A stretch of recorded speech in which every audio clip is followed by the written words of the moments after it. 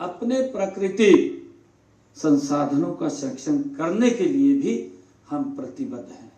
हमें इस बात को समझना है।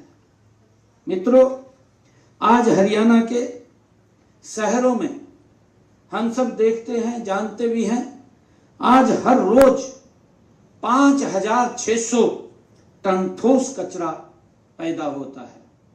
अगर हम पूरा शहरों का आंकलन करें, 5,600 ये टन ठोस कचरा ये पैदा होता है और इसमें 77% का निपटान तो हो रहा है, लेकिन 23% कचरे का प्रबंधन करना अभी बाकी है। हम सब देख भी रहे हैं और इसके समाधान के लिए हमने पूरे राज्य में 13 integrated solid waste management plant स्थापित करने की हमने योजना बनाई है, ताकि गति से इसके ऊपर अभी बताया भी था कि चाहे यमुना की बात हो, पिछले दिनों हमने उसका पूरा सर्वे किया कि हरियाणा की तरफ से एक भी अनट्रीटेड पानी की बूंद यमुना में नहीं जाएगी। हमने उसके लिए पूरी बड़ी योजना वो बनाई है।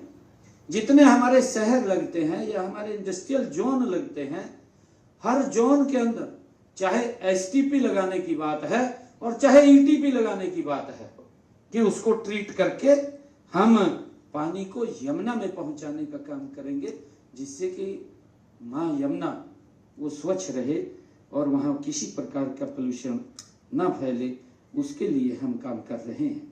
और इसके अतिरिक्त हम सालों से डंपिंग ग्राउंड में जमे कचरे को भी साफ कर रहे हैं। आप लोग देखते हैं, अगर दिल्ली में आप लोग जाएंगे या हमारे राव साहब बैठे हैं गुरुग्राम के अंदर, कचरे के बड़े बड़े पहाड़ बन गए थे। हम देख रहे थे, समाधान नहीं था, समस्या बन रहे थे, उसकी तरफ सोच ही नहीं रहे थे। अगर किसी ने आकर के उनकी तरफ सोचा, मैं तो हैरान भी हूं, परंतु आज मुझे कहना पड़ रहा है इस बात का कि इस प्रकार के भी लोग हुए हैं। अपनी थोड़ी वाहवाही के लिए उस डंपिंग के ऊपर खड़े होकर के कि इसको हम साफ कर देंगे, ये भी एक पोल्यूशन है। किस प्रकार से धोखे में रख करके लोगों से खिलवाड़ करना उनकी जिंदगी के साथ, ये भी तो पोल्यूशन का हिस्सा है। परंतु हमने देखा है आदरणीय मोदी जी का जो कमिटमेंट है, और उन्होंने कहा कि ये जितने कचरे के डंप लगे हुए हैं इनको सेग्रीगेशन करके इनका समाधान किया जाएगा। और आज हम देख रहे हैं, चाहे दिल्ली है, चाहे हमारा हरियाणा के अंदर है, कहीं पर भी आप देखेंगे जो बड़े बड़े पहाड़ की तरह डंपिंग ग्राउंड थे, आज वो छोटे होते जा रहे हैं, सिकुड़ते जा रहे हैं। लगातार उसके ऊपर गति से काम अगर किया है इन 11 वर्षों में नरेंद्र मोदी जी की सरकार ने ये कर रही है। और मुझे खुशी है बताते हुए कि अब तक 50% कचरे का वैज्ञानिक तरीके से निपटान हो चुका है। उसके ऊपर काम भी किया है, खाली बात ही नहीं हुई है। धीरे धीरे करके मैंने कहा कि वो सिकुड़ते जा रहे हैं, छोटे होते जा रहे हैं, उसके ऊपर काम चल रहा है और बाकी पर भी काम तेजी से चल रहा है। उस सारे को समाप्त करने का काम वो लगातार सरकार करती है, परंतु उसके अंदर हम सब की भी बड़ी भूमिका होती है। आदरणीय मंत्री जी बता रहे थे कि हम क्या कर रहे हैं, हम क्या सोच रहे हैं। अभी एक हमने वीडियो भी देखी है, बहुत छोटी वीडियो है, उस वीडियो को देखने से ही हमें प्रेरणा मिलती है। आदरणीय प्रधानमंत्री जी ने स्वच्छ भारत का नारा दिया, स्वच्छ भारत, स्वस्थ भारत। अरे बीमारियों को तो हम अपने नजदीक लेकर के आ रहे हैं। इतना ज्यादा अगर देखें पोल्यूशन, जिसकी पूरी चर्चा भी की है, अगर हम सब की एक बड़ी जिम्मेवारी बनती है, सरकार योजना बनाती है। अभी मंत्री जी कह रहे थे कि ये 2012 के अंदर कानून बना था, परंतु कितनों ने लागू किया है इसको। सरकार सख्ताई से लागू करवा सकती है, ये सारे सिस्टम हैं, परंतु हम सब की भी बड़ी जिम्मेवारी बनती है कि हम पोल्यूशन को कम से कम करें, पोल्यूशन के ऊपर कंट्रोल करें। चाहे मेरे घर का कचरा है, चाहे अन्य कोई कचरा है, अगर हमने उसके ऊपर ही कंट्रोल कर लिया तो ये जो आदरणीय प्रधानमंत्री जी का संकल्प है स्वच्छ भारत स्वस्थ भारत, तो भाइयों वो हमें आज दिखाई दे रहा है और गति से इसके अंदर बड़ा सुधार आएगा, जिससे कि लोगों के स्वास्थ्य को लेकर के ये चिंता भी है। अगर हम देखें किसी भी क्षेत्र के अंदर, अगर हम देखें पोल्यूशन लगातार, चाहे इंडस्ट्री बढ़ रही है, इंडस्ट्री इतनी बढ़ रही है कि हम विकसित भारत की तरफ बढ़ रहे हैं, परंतु हम सब की बड़ी जिम्मेवारी है, जब विकसित भारत बढ़ रहा है तो हम उसके साइड इफेक्ट जो पोल्यूशन के इफेक्ट हैं उसकी तरफ भी हमने उतनी गति से सोचने की आवश्यकता है कि ये पोल्यूशन ना हो, इसका समाधान क्या हो। उन समाधानों के ऊपर भी हमने मिलकर के काम करना है और उसको लेकर के मैं बधाई देना चाहूँगा कि आज जो ये स्टेट इन्वायरमेंट प्लान 2025 जो लॉन्च हुआ है, ये इस कड़ी के अंदर एक महत्वपूर्ण कदम है, ताकि हमारा राज्य हमारा प्रदेश ये स्वस्थ रहे, स्वच्छ रहे, खुशहाल रहे, उसको लेकर के हमने ये काम किया है। और मुझे खुशी है कि प्रदेश में लगभग 7,000 अस्पतालों से प्रतिदिन जो निकलने वाला बायोमेडिकल अपशिष्ट है 22 टन हमारे हरियाणा के हॉस्पिटलों से हर रोज, आप कल्पना कीजिए 22 टन बायोमेडिकल अपशिष्ट जो 100% उसका 100% निपटान करने का निर्णय ये हमारी सरकार कर रही है, उसको कहीं भी इधर उधर नहीं हो जाता। यह निपटान 11 सामान्य जैव चिकित्सा अपशिष्ट निपटान सुविधाओं के माध्यम से ये किया जा रहा है। इसके अलावा उद्योगों से निकलने वाले खतरनाक कचरे के निपटान के लिए भी हमने फरीदाबाद के पाली में एक सामान्य खतरनाक कचरा प्रबंधन स्थल वो भी बनाया है, जिससे कि लोगों के जीवन के ऊपर उसका इफेक्ट न पड़े। यह सुविधा पूरे राज्य से आने वाले खतरनाक कचरे के सुरक्षित निपटान की ये गारंटी देता है। और ताकि हमारी सोच भी है कि अगर स्वच्छता होगी व्यक्ति स्वस्थ रहेगा, और व्यक्ति स्वस्थ रहेगा विकास की गति बढ़ जाएगी। मित्रों, हम सब जानते हैं अभी कोरोना का समय था, कोरोना के समय के अंदर क्या हालात हुए हैं, किस प्रकार की स्थितियां पैदा हुई हैं। एक हष्ट-पुष्ट व्यक्ति भी अगर उसको बीमारी घेर लेती है तो कितना ही गति से काम करने वाला व्यक्ति है, उसकी गति को ब्रेक लगा देता है, ये हम सब जानते हैं। परंतु जब वातावरण स्वस्थ होगा, हम स्वस्थ होंगे तो विकास की गति भी बढ़ेगी। साथियों, आज के समय में हम इलेक्ट्रॉनिक कचरा उसके बारे में भी हम सब जानते हैं।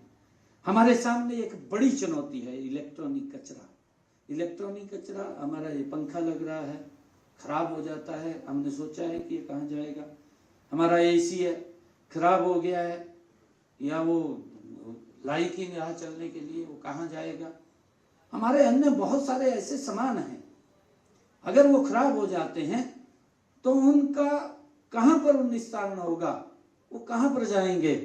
भाइयों, इसके लिए भी ये हम सब के लिए एक बड़ी चुनौती है, और इससे निपटने के लिए प्रदेश में 42 हमने ई वेस्ट रिसाइकल काम कर रहे हैं। इसके अंदर आने वाले समय में हम हर जिले में ई वेस्ट कलेक्शन सेंटर स्थापित करना हमारा लक्ष्य है। हम अगर आप देखेंगे कि जो हमारी गाड़ियां भी हैं, गाड़ियां जो कंडम हो जाती हैं, जो गाड़ी कंडम हो गई उसकी क्या स्थिति है, कहाँ जाती है, कहाँ नहीं जाती है, उसके लिए भी एक पॉलिसी बनी है। आदरणीय मोदी जी ने उसके बारे में भी विचार किया है और बड़ा बड़ा उसकी लाइफ भी एक तय किया है कि इस लाइफ के बाद उसको खंडन किया जाएगा, समाप्त किया जाएगा। उसके लिए भी अलग हमने सेंटर्स हरियाणा में भी वो खुल रहे हैं। मित्रों, वायु प्रदूषण भी हमारे लिए सबसे बड़ी ये चुनौती में से एक है। हम सब जानते हैं, हमारा किसान है, किसान खेत में पेस्टिसाइड डालता है। एक तो पेस्टिसाइड हमारे अनाज के अंदर आ जाता है, दूसरा वायु को भी पोल्यूशन करता है। दोनों तरफ वो हमारे शरीर के ऊपर इफेक्ट डालता है। और हमने हरित क्रांति की बात कही, परंतु हम बढ़ कहीं और गए। आदरणीय प्रधानमंत्री जी ने अलग से इसके ऊपर भी बजट रखा है। हम सब जानते हैं प्राकृतिक खेती, क्या प्राकृतिक खेती करिए ताकि हमारा जो पेस्टिसाइड अनाज के अंदर जाता है उसका इम्पैक्ट हमारे शरीर के ऊपर पड़ता है। हम देखते हैं हमारे हरियाणा के अंदर ही है, क्योंकि हमारी जब मैं बहुत छोटा था मैं देखता था अनाज मंडी के अंदर जब अनाज लेकर के जाते थे, मेरे ख्याल से जो हमारे वहाँ श्रमिक थे, 1 क्विंटल की बोरी को वो उठा करके गाड़ी के ऊपर चले जाते थे और आज वो घट करके मात्र मेरे ख्याल 35 किलो की रह गई है। कितना उसका वजन घटाई, विचार करने की बात है। ये कोई वैसा विषय नहीं है। उस 35 किलो की बोरी को उठा करके भी हम ऊपर नहीं जा सकते। आज वो स्थिति आ गई है मानवता के सामने, क्योंकि हमारे पास संसाधन इस प्रकार के आ गए हैं, जिसका मैं जिक्र कर रहा था कि हमने पेड़ तो काट दिए हैं, पेड़ काट दिए, उसका हमने एक समाधान खोज लिया कि एसी लगवा लेंगे। भाई वो इम्पैक्ट पड़ रहा है उसका बहुत ज्यादा, हमारे शरीर के ऊपर कितना इम्पैक्ट उसका पड़ रहा है। हमें पौधे लगाने की आवश्यकता है। आज आदरणीय प्रधानमंत्री जी ने एक पेड़ मां के नाम इसका शुभारंभ किया है। हम सब की जिम्मेवारी है कि इस वातावरण का संतुलन बना करके रखें। आज अगर हम देखते हैं, जब वातावरण के इस वायुमंडल के अंदर अगर असंतुलन हुआ है तो उस असंतुलन के कारण ही तो हम देख रहे हैं, पता ही नहीं लगता, बादल का बादल गिर जाता है, फट जाता है। कितने गांव तबाह हो गए आपके सामने, उस गांव के गांव चले गए, उसको भागने का भी समय नहीं दिया कि भाग तो जाए घर से निकल करके, वो भी समय नहीं दिया। ये हमारी प्राकृतिक असंतुलन है जो बिगड़ गया है, और बिगड़ा है तो उसका कहीं ना कहीं हमारे ऊपर इम्पैक्ट पड़ रहा है। हमें उसको विचार करने की आवश्यकता है, हमें सोचने की आवश्यकता है कि हम उसको कैसे दोबारा उसका संतुलन बना करके रखें। और इससे जो वायु प्रदूषण है, जिसका मैंने जिक्र किया है कि हमारे लिए सबसे बड़ी चुनौती है, इससे निपटने के लिए अभी हमने वर्ल्ड बैंक के साथ मिलकर के 3600 करोड़ रुपए की लागत के clean air project for sustainable development की शुरुआत की है। और इसके तहत हमने गुरुग्राम, फरीदाबाद और सोनीपत के लिए 500 इलेक्ट्रिक बसें वो भी खरीदी हैं।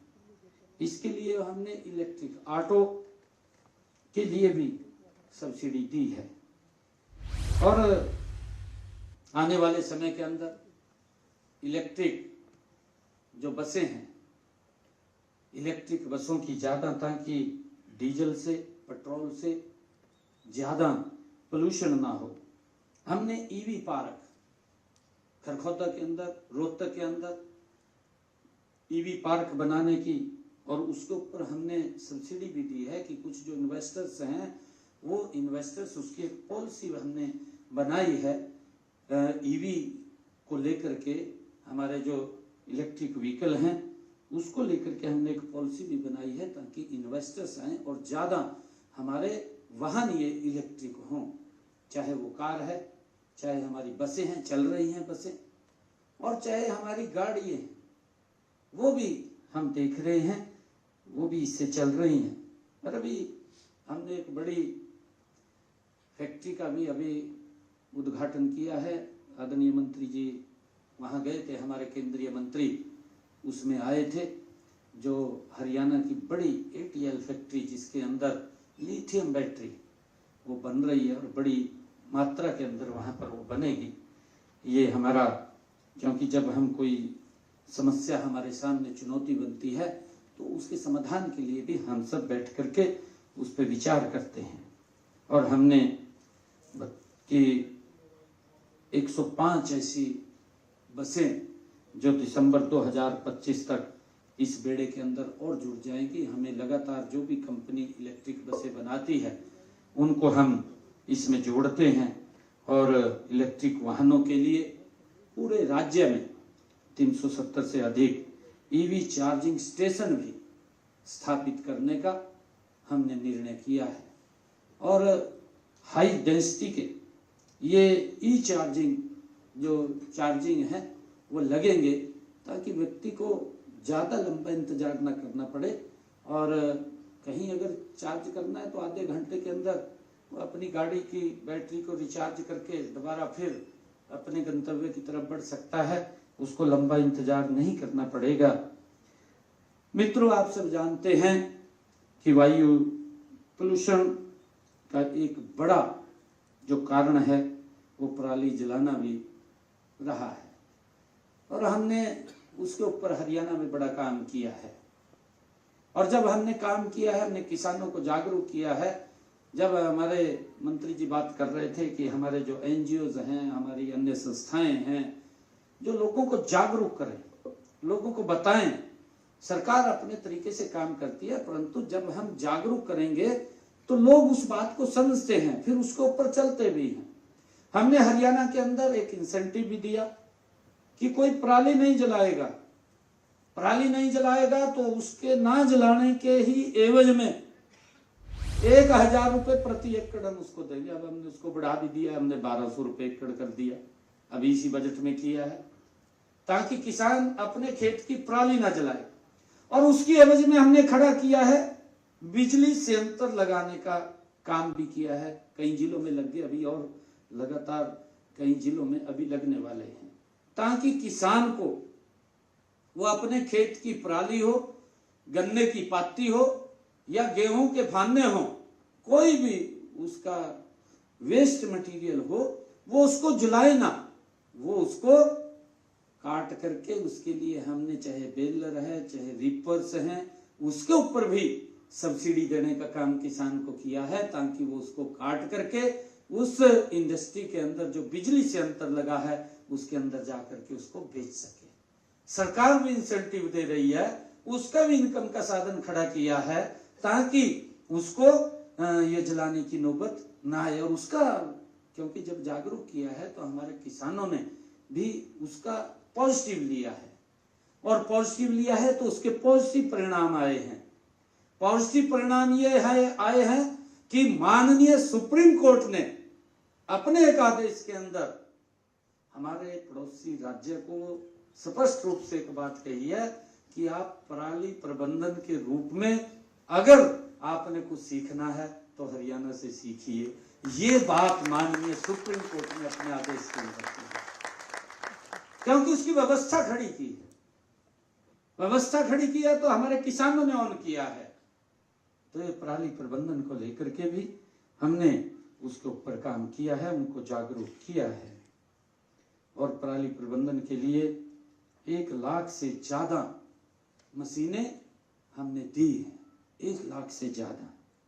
इसके फलस्वरूप पराली जलाने की जो घटनाओं में वर्ष 2016 के बाद अब तक 90% की कमी आई है। 90% की कमी, ये हमारे लिए खुशी की बात है। हमने उद्योगों से भी निकलने वाले प्रदूषण को नियंत्रित करने के लिए भी CNG और PNG जैसे स्वच्छ ईंधन के उपयोग को बढ़ावा हमने दिया है। वायु की गुणवत्ता की निगरानी भी लगातार की जा रही है, जिसका जिक्र भी किया गया था इसके लिए प्रदेश में 29 स्वचालित और 46 मैनुअल वायु गुणवत्ता निगरानी स्टेशन काम कर रहे हैं। आने वाले समय में 18 और स्टेशन स्थापित करने की हमारी योजना है। मित्रों, हमने जल प्रदूषण को रोकने के लिए भी ठोस कदम हमारी सरकार उठा रही है। इसके लिए लोगों को जागरूक किया जा रहा है। प्रदूषित पानी को साफ करके फिर से उपयोग करके उसका पानी के लायक उसको बनाया जा रहा है। हमने ये भी अभी चाहे गुरुग्राम हो, जहाँ हमारे इंडस्ट्रियल जोन है, वहाँ पर ईटीपी लगा करके पानी को ट्रीट करके रिसाइकल करने का काम, चाहे वो ग्रीन एरिया हो या हमारा एग्रीकल्चर जोन हो, एग्रीकल्चर के अंदर भी हम उसको रिसाइकल ट्रीट करके रिसाइकल करके उस पानी को देने का काम कर रहे हैं, ताकि पानी की भी बचत हो और वो भी स्वच्छ हो। उसको लेकर के हम काम कर रहे हैं। मित्रों, इस समय राज्य में कुल अगर हम देखें जो सीवरेज ट्रीटमेंट क्षमता है वो 2343 MLD है। इसका 74% उपयोग हो रहा है। हमारा लक्ष्य सभी डिस्चार्ज जो पॉइंट्स हैं को सीवरेज नेटवर्क से जोड़कर इस क्षमता को 100% करने का हमारा लक्ष्य है, ताकि इसमें किसी प्रकार का कोई पोल्यूशन ना हो। मित्रों, आज हरियाणा में 201 सीवरेज ट्रीटमेंट प्लांट कार्यरत हैं। इन प्लांट्स से निकलने वाले शोषित पानी का जो शोधित पानी है, उस शोधित पानी का अधिकतम उपयोग किया जा रहा है। मित्रों, मैं यहाँ पर विशेष रूप से हमारा रेवाड़ी के अंदर जो मैसाणी बैराज का जिक्र करना मैं चाहूँगा, क्योंकि वो बैराज में बरसाती पानी के साथ साथ रेवाड़ी और धारूएड़ा जो हमारा वो क्षेत्र है कि सीवरेज ट्रीटमेंट प्लांट का पानी वहाँ पर इकट्ठा होता है, क्योंकि उसका कई बार विधानसभा के अंदर भी जिक्र हुआ है।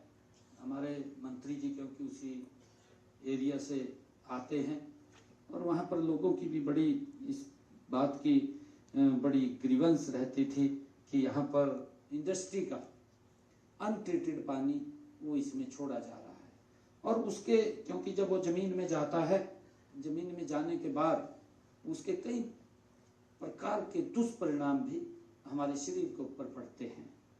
तो हमने उस जो मैसानी बैराज है, उस बैराज को हमने इस पानी को साफ करके खेती और अन्य कामों में उसको लाया जाता है। इसके लिए हमने पूरी रचना योजना बड़ी उसकी बनाई है और उसको पर काम भी चल रहा है। इसके अलावा हमने सीवरेज ट्रीटमेंट प्लांट के शोधित पानी को सिंचाई के लिए इस्तेमाल करने के लिए 27 योजनाएं वो तैयार की हैं। इनमें से 11 पूरी हो चुकी हैं और इनमें से सिंचाई के लिए एक स्थायी जल स्रोत तक वो भी हमें मिलेगा। नहरों पर दबाव कम होगा और भूजल का जो हम नीचे से लगातार पानी का दोहन कर रहे हैं वो भी कम होगा। हम देख रहे हैं कि हमारे यहाँ पर अब तो स्थिति ऐसी आ गई है, क्योंकि अगर हम इसको बात करें, इंडस्ट्री इतना बड़ा है, जो ऊपर का हमारा लेवल है पानी का, वो पानी का लेवल भी हमारा खराब हो चुका है। तो उसी लेवल से हम पानी पीते थे निकाल करके नीचे से, और धीरे धीरे करके वो नीचे चला गया है। आज अगर हम कई स्थानों के ऊपर देखें तो अगर हमें पीने का स्वच्छ पानी चाहिए तो 800 फुट नीचे चला गया है। ये हमारे लिए एक खतरे की रेड घंटी है। उसके बारे में भी हमें विचार करना चाहिए, सोचना चाहिए। हम मैसानी बैराज को एक पायलट प्रोजेक्ट के तौर पर विकसित कर रहे हैं, जिसका मैंने जिक्र किया है, अभी बताया भी है, ताकि इसी मॉडल को पूरे प्रदेश में लागू किया जा सके। मित्रों, इस समय प्रदेश में 19,716 तालाब हैं और इनमें से 11,295 तालाब प्रदूषित हैं। गांव के अंदर जिसका जिक्र किया है कि प्लास्टिक सिंगल यूज प्लास्टिक, हम उसका यूज तो करते हैं, यूज करके उसको वहीं नाली में गिर देते हैं, नाली से बहा करके तालाब में चला जाता है, वो कहीं किसी ड्रेन में चला जाता है, ड्रेन से किसी वो नहर में चला जाता है, नहर से जाकर के वो घूम करके समुद्र में चला जाता है। और समुद्र की स्थिति भी अगर आप लोग देखेंगे कि आज क्या भयानक हो गई है। ये कहीं ना कहीं जो प्लास्टिक है, जिसका जिक्र भी किया है कि ये 400 साल तक समाप्त नहीं होती। जब ये 400 साल तक समाप्त नहीं होती मंत्री जी, तो देखा किसने? पता नहीं ये कब तक पड़ी रहेगी, इसको तो देखा नहीं, पीढ़ियां ही चली जाती हैं। हमें इसके ऊपर गंभीरता से विचार करने की आवश्यकता है। ये सरकार का, कई बार सोचते हैं भी सरकार ने, हम सरकार कानून बना सकती है, फोर्सली लागू कर सकती है, परंतु जब तक हमारी एनजीओ, हमारी संस्थाएं, धार्मिक संस्थाएं, हमारे प्रबुद्ध जन अगर ऐसे विषय के अंदर आगे निकल करके नहीं आएंगे, तो लोगों को जागरूक नहीं करेंगे, तो इसके ऊपर हम काबू पाना हमारे लिए बड़ा कठिन विषय है। मित्रों, हमने खनन गतिविधियों को भी नियंत्रित करने का और ध्वनि प्रदूषण पर निगरानी रखने के लिए अनेक कदम हमने उठाए हैं। हम यह सुनिश्चित कर रहे हैं कि प्राकृतिक संसाधनों का दोहन संतुलित और नियमों के दायरे में वो होना चाहिए, इसको भी हम सुनिश्चित कर रहे हैं। राज्य पर्यावरण योजना केवल 1 या 2 भागों का काम नहीं है। मित्रों, इस योजना के लिए कई विभागों को मिलकर के काम करने की आवश्यकता है। इसके लिए एक उच्च स्तरीय समिति का गठन वो किया जाएगा, जो विभिन्न विभागों के बीच तालमेल और प्रगति की निगरानी का काम करेगी। ये हमने निर्णय किया है। हम यह भी सुनिश्चित करेंगे कि सभी विभाग मिशन मोड में, जो आज ये लॉन्च किया गया है, हमारा जो स्टेट इन्वायरमेंट प्लान 2025 जिसको आज लॉन्च किया है, इसको लेकर के हमारी पूरी कमेटी वो मिशन मोड में काम करे, पूरी पारदर्शिता और जवाबदेही के साथ आगे बढ़े और जनता की भागीदारी भी इसके अंदर सुनिश्चित हो। इस प्रकार की रचना योजना हम बनाएंगे ताकि आम नागरिक का भी इसके अंदर सहयोग लेकर के इस वातावरण को शुद्ध किया जा सके। ये हम सब की जिम्मेवारी है। मेरे हरियाणा के 2,80,00,000 लोगों की ये जिम्मेवारी है। हम उसके अंदर, चाहे मेरे घर से कचरा निकल रहा है, हम उसको कहीं ठीक स्थान पर रखें जहां से उसका निस्तारण होता है, उसकी व्यवस्थाएं की हुई हैं। परंतु हम घर से निकलते हैं, गाड़ी में बैठते हैं, पता नहीं उसको कहाँ छोड़ देते हैं, और उसका असर कहीं ना कहीं वो हम सब के जीवन के ऊपर पड़ता है। आज मैं विभाग के सभी अधिकारियों को साधुवाद देता हूं कि आज इस इन्वायरमेंट में जो अग्रणी भूमिका निभाते हुए आज स्टेट इन्वायरमेंट प्लान 2025 का जो आज उद्घाटन हुआ है, लॉन्च हुआ है, इसका मेरे हरियाणा प्रदेश के लोगों को लाभ मिलेगा। मेरे हरियाणा प्रदेश के लोगों को तो लाभ मिलेगा, परंतु बाहर के लोग भी जब हरियाणा के अंदर आएंगे तो वो भी यहाँ देख करके इसकी पूरी प्रशंसा करेंगे, उनको भी उसका लाभ मिलेगा। मैं आप सब से भी अपील करता हूँ कि पानी बचाएं, पेड़ लगाएं और वातावरण को स्वच्छ बनाएं। और मैं ये भी कहना चाहूँगा कि पर्यावरण के लिए एक पेड़ हमें संकल्प लेना चाहिए, एक पेड़ हमने अवश्य लगाना है। पानी की हर एक बूंद को बचाना है, ये हमारा एक नियम होना चाहिए। एक एक बूंद को हम पानी की बचाएं, बिजली और ऊर्जा का सही उपयोग करें, हम उसका दुरुपयोग ना करें, उसका सही उपयोग करें, ये संकल्प हमने लेना है।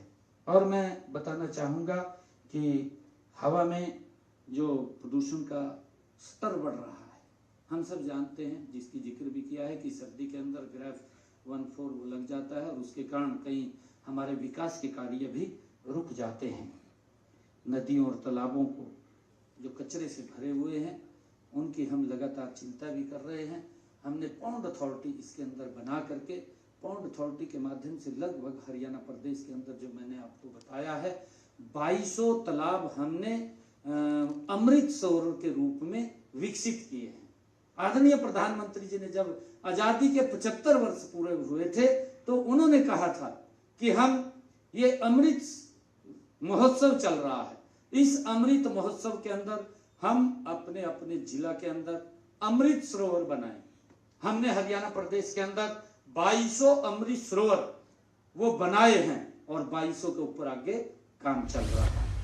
मित्रों, आप सबका मैं धन्यवाद करता हूं और आप सबको बधाई भी देता हूं विभाग के अधिकारियों को कि आज उन्होंने ये जो लॉन्च किया है स्टेट इन्वायरमेंट प्लान 2025, इसका लाभ मिलेगा और देश का ये अग्रणी राज्य के रूप में काम करेगा और इससे और भी लोगों को बहुत सारे इसके लाभ मिलेंगे और हम सब की बड़ी जिम्मेवारी है कि हम सब मिलकर के इसका सहयोग करें। आप सबका बहुत बहुत धन्यवाद। जय हिंद, जय भारत, जय भारत। पर आ रही है इस बीच इस वक्त की बड़ी खबर जानकारी आपको देते हैं। पंचकुला में हरियाणा राज्य पर्यावरण योजना लॉन्च की गई है। कार्यक्रम में सीएम सैनी को आप सुन रहे थे। सीएम सैनी ने कहा स्वच्छ पर्यावरण होना जरूरी है। सीएम सैनी ने कहा हमारी जीवन शैली संसाधनों पर दबाव है, हमारे पास काफी संसाधन है। सीएम सैनी को आप सुन रहे थे। मुख्यमंत्री नाथ सिंह सैनी ने संबोधित करते हुए कहा पर्यावरण को स्वच्छ रखना जरूरी है, लगातार हो रहा है पेड़ का कटाव और इससे बचना जरूरी है। भविष्य के लिए संसाधन बचाएं। विश्व ओजोन परत दिवस को लेकर भी आज मुख्यमंत्री ने संबोधित किया। उन्होंने कहा मिलकर देश का विकास करना है। हर रोज कई टन ठोस कचरा पैदा होता है, इससे ग्लोबल वार्मिंग होता है। स्वच्छ यमुना के लिए हम योजना बना रहे हैं, कैसे यमुना स्वच्छ हो। हरियाणा से जो यमुना गुजरती हैं उनको कैसे स्वच्छ रखना है। ट्रीटेड पानी यमुना में पहुंचाने का प्रयास किया जा रहा है ताकि यमुना की स्थिति सुधरे। पहले लोगों की जिंदगी के साथ खिलवाड़ हुआ। पीएम के नेतृत्व में अब स्वच्छ भारत बन रहा है धीरे धीरे। प्रदूषण को नियंत्रित करना बहुत जरूरी है। मुख्यमंत्री नाथ सैनी ने कहा विकास के साइड इफेक्ट्स पर ध्यान दें। लगातार विकास की होड़ में पेड़ काटे जा रहे हैं, इस पर ध्यान देना बहुत जरूरी है।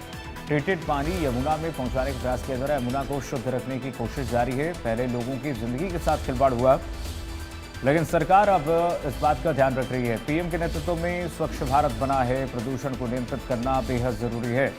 मुख्यमंत्री नाथ सैनी को आप सीधे सुन रहे थे। विकास के साइड इफेक्ट्स पर उन्होंने कहा कि ध्यान देने की जरूरत है क्योंकि साइड इफेक्ट्स की वजह से पॉल्यूशन बढ़ रहा है।